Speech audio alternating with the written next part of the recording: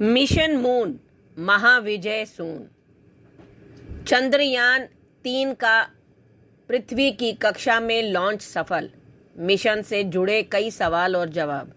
चंद्रयान-3 का बदल दिया गया चौथा ऑर्बिट। जानिए मिशन के लिए 25 जुलाई क्यों है अहम।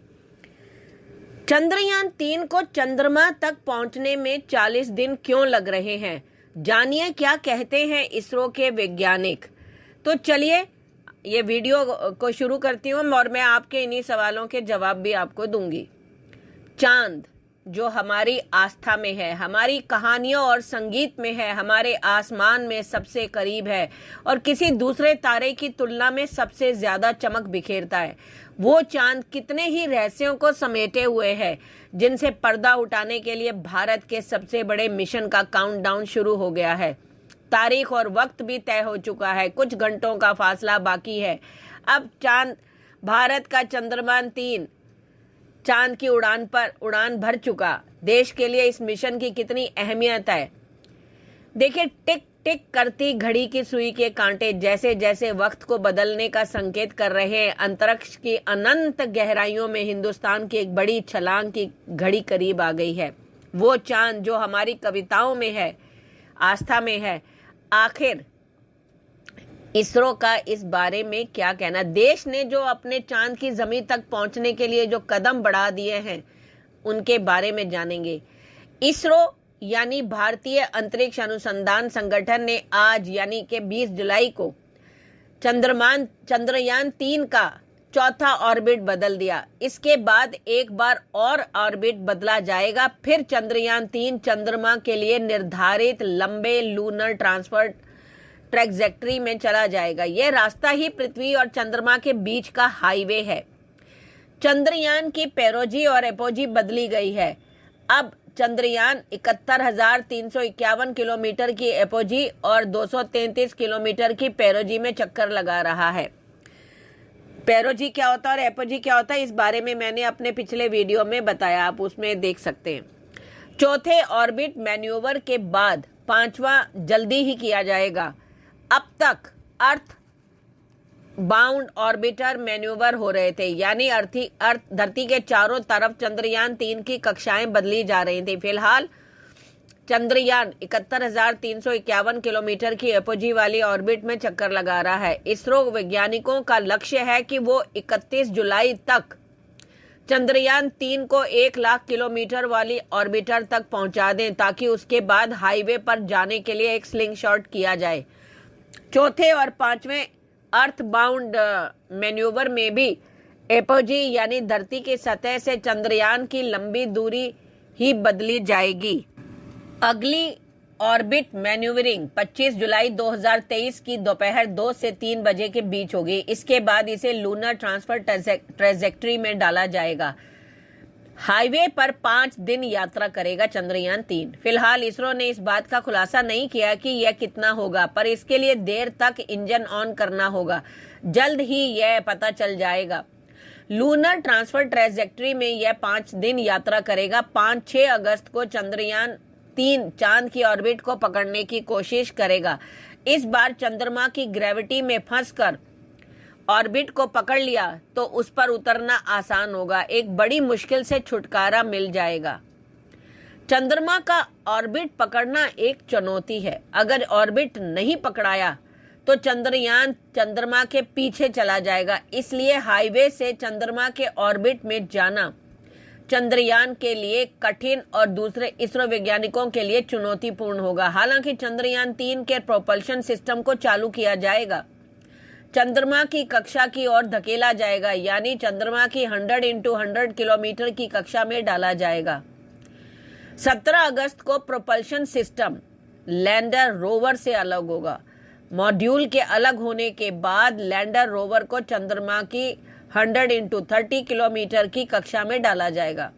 इस ऑर्बिट में लाने के लिए चंद्रयान-3 की डी बूस्टिंग करनी होगी, मतलब उसकी गति कम करनी होगी। इसके लिए चंद्रयान जिस दिशा में जा रहा है उसके विपरीत दिशा में भेजना होगा। ये काम 23 अगस्त को होगा। यहीं से शुरू होगी लैंडिंग की प्रक्रिया और 23 अगस्त को लैंडर की असली परीक्षा होगी।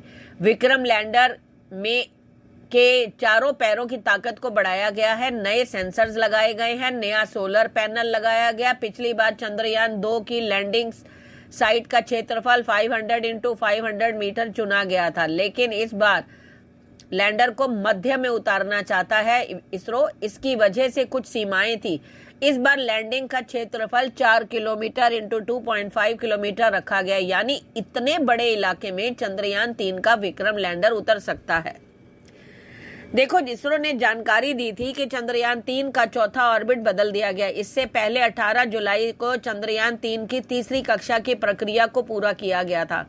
उन्होंने आगे जानकारी दी कि 25 जुलाई को चंद्रयान अगली ऑर्बिट में मैन्यूवरिंग करेगा।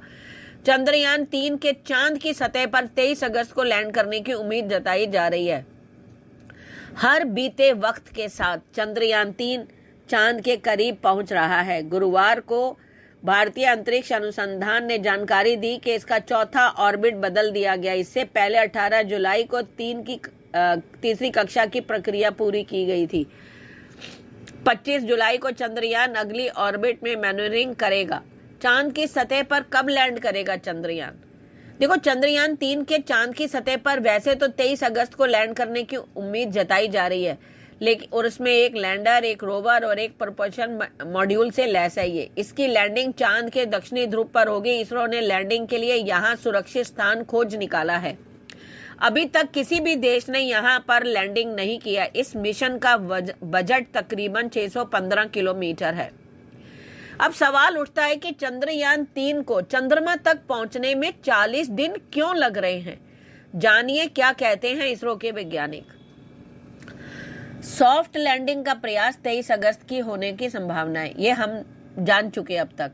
अंतरिक्ष यान पृथ्वी और चंद्रमा के बीच की लगभग दूरी 3,84,000 किलोमीटर की दूरी लगभग 40 दिनों में तय करेगा, ये भी हम सुन चुके।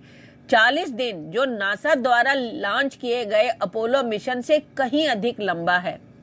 अब सवाल ये है कि इतना लंबा रास्ता क्यों अपना रहा है चंद्रयान 3? देखो, अपोलो मिशन संयुक्त राज्य अमेरिका के केप कैनावेरल से परीक्षण के बाद केवल 3 दिनों में चंद्रमा पर पहुंच जाएगा। तो फिर भारत चंद्रमा तक इतना लंबा रास्ता क्यों अपना रहा है? क्या इसका मंगलयान कनेक्शन है? जबकि चंद्रयान 3 मिशन को भारत के सबसे भारी रॉकेट लॉन्च व्हीकल मार्क 3 पर लॉन्च किया गया था, लेकिन यह अभी भी इतना मजबूत नहीं है कि मिशन को चंद्रमा के सीधे रास्ते पर ले जा सके। इसलिए लंबी यात्रा तय कराया जा रहा है। अपनी कक्षाओं को धीरे धीरे बढ़ाने और चंद्रमा की कक्षा के साथ तालमेल बिठाने के लिए पृथ्वी से जुड़ी युक्तियों और चंद्र कक्षा सम्मिलन की एक श्रृंखला को नियोजित करता है।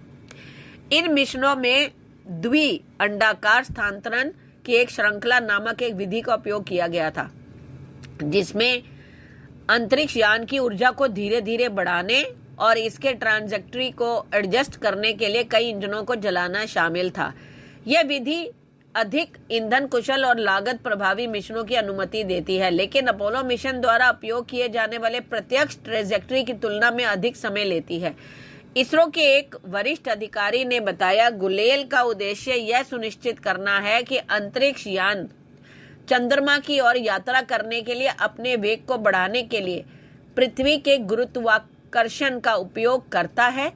यह खगोल विज्ञान और भौतिकी की एक जटिल गतिशीलता है। हालांकि यह अपोलो मिशन की तुलना में लागत प्रभावी और ईंधन कुशल है, लेकिन कक्षाओं को ऊपर उठाने के लिए अधिक मात्रा में ईंधन की खपत करता है। अब सबसे बड़ा सवाल, चंद्रयान को सीधे चंद्रमा पे क्यों नहीं भेज सकते? इतना घुमाते क्यों हैं? जबकि नासा 4 दिन में अपनी यान चंद्रमा तक पहुंचा देता है, तो वह भारत को 42 दिन क्यों लग रहे हैं? इन सवालों के जवाब में 2 प्रमुख चीजें हैं। पहला फिजिक्स यानी भौतिक विज्ञान और दूसरी है लागत यानी पैसा। चांद सामने दिखता है, वैसे धरती से उसकी दूरी 3.84 लाख किलोमीटर है। ये पूरी दूरी सिर्फ 4 दिन में पूरी हो सकती है, या ज्यादा से ज्यादा हफ्ता भर में। किसी भी अंतरिक्ष यान को सीधे किसी ग्रह पर क्यों नहीं भेजा जाता? क्यों इसे धरती के चक्कर लगाने के लिए छोड़ दिया जाता है? नासा अपने यान को चंद्रमा पे 4 दिन से हफ्ता भर के अंदर पहुंचा देता। इसरो क्यों नहीं करता? क्यों 4 दिन के बजाय 40 या 42 दिन लेता है इसरो? इसके पीछे कोई खास वजह है? जी हाँ, इसके पीछे 2 वजह हैं। पहली बात तो ये कि धरती के चारों तरफ घुमाकर अंतरिक्ष यान को गहरे अंतरिक्ष में भेजने की प्रक्रिया सस्ती पड़ती है। ऐसा नहीं है कि इसरो सीधे अपने यान को चंद्रमा तक नहीं भेज सकता, लेकिन नासा की तुलना में इसरो के प्रोजेक्ट सस्ते होते हैं, किफायती होते हैं, मकसद भी पूरा हो जाता है। इसरो के पास नासा की तरह बड़े और ताकतवर रॉकेट नहीं है जो चंद्रयान को सीधे चंद्रमा की सीधी कक्षा में डाल सके। ऐसे रॉकेट बनाने के लिए हजारों करोड़ रुपए लगेंगे। चीन, अमेरिका और सोवियत संघ के पास इस अंतरिक्ष यानों के लिए बड़े रॉकेट्स का इस्तेमाल किया था। चीन चांगजेंग 3C रॉकेट इस्तेमाल किया था उसने। इस मिशन की लागत थी 1026 करोड़ रुपए। स्पेसएक्स के फाल्कन 9 रॉकेट की लॉन्चिंग की कीमत 550 करोड़ से लेकर 1000 करोड़ तक होती है, जबकि इसरो के रॉकेट की लॉन्चिंग कीमत 150 से 450 करोड़ तक ही होती है। अंतरिक्ष यान में ईंधन की मात्रा सीमित होती है, इसका इस्तेमाल लंबे समय तक करना होता है, इसलिए भी इसे सीधे किसी अन्य ग्रह पर नहीं भेजते, क्योंकि इसमें सारा ईंधन खत्म हो जाएगा, फिर वह अपना मिशन पूरा नहीं कर पाएगा। इसलिए धरती के चारों तरफ घुमाते हुए कम ईंधन का इस्तेमाल करके यान को आगे बढ़ाया जाता है।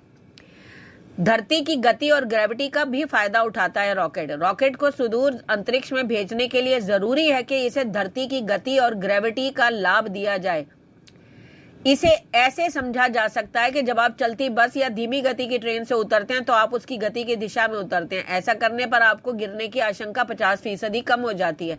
इसी तरह अगर आप सीधे रॉकेट को अंतरिक्ष की तरफ भेजेंगे तो आपकी गति धरती की गुरुत्वाकर्षण शक्ति यानी ग्रेविटेशनल फोर्स उसे अपनी तरफ ज्यादा तेजी से खींचेगी।